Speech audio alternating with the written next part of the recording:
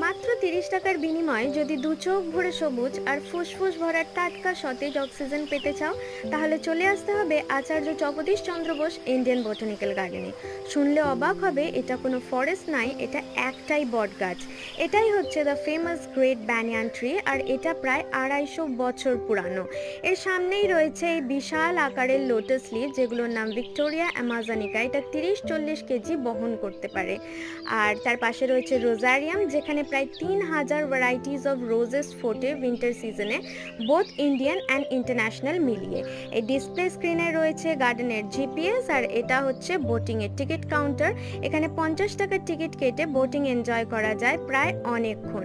আর এখানের রাস্তাগুলো খুব সুন্দরভাবে সিমেন্টেড। এটা হচ্ছে এখানের ফেমাস ক্যাকটাস হাউস, যেটার মধ্যে বিভিন্ন স্পিসিস অফ ক্যাকটাস আছে।